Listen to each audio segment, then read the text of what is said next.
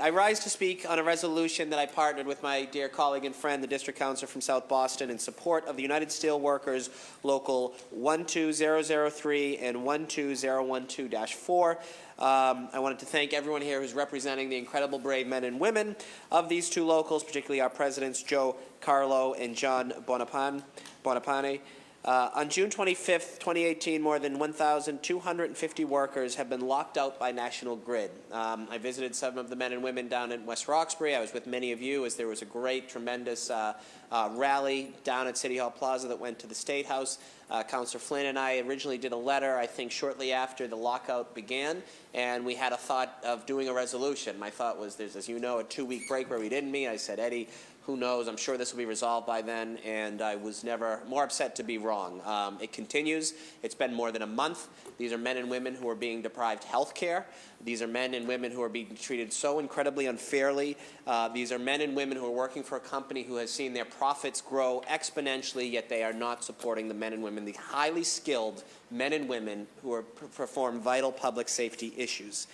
I want to thank again the USW Local 12003 and 12012 for their courage, for their tireless effort to negotiate fair wages, affordable health care, and decent pensions. I give my complete support to these locked out workers who are fighting for equity, who are fighting for decency. Healthcare is a vital need for everyone, especially workers with families, and being denied competent coverage is a violation of human morality. National Grid has swiftly replaced these workers with out-of-state workers who are hastily trained. Their lack of experience on our system creates a potential risk to public safety. Last Friday, a private contractor had been working on a water main on Brookline Ave in Longwood. I believe it's Councilor Zacum's district.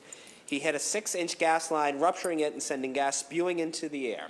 Boston Fire Department had to evacuate 3 dormitories at Emmanuel College, 4 residence halls at Simmons College, and the Beth Israel Deaconess Medical Center. At Bidmick, they were ordered to shelter in place while the operations continued. Had we had the trained men and women who've been doing this, who know our line, I think it is safe to say that that would not have happened. This is a public safety issue. This is beyond contemptible, the way Grid has treated their men and women. And this isn't a strike, make no mistake. This is a lockout, and that is a vital difference. One of the things I'm most proud of to have worked with many of you was our gas leaks bill that we passed several years ago. It was challenged by National Grid, and we did not have a victory in court, but it just undermines what we are dealing with. Thousands of gas leaks that are out there. There was some good news yesterday at the state legislature in terms of reporting the unaccounted for gas. That will be helpful as we try to address this. But my God, we need to make sure that we have the trained men and women who know our system, who can be safe, who can make all of us and keep all of us safe, are back at their jobs. That is why Councilor Flynn and I are today asking for suspension and adoption of this resolution.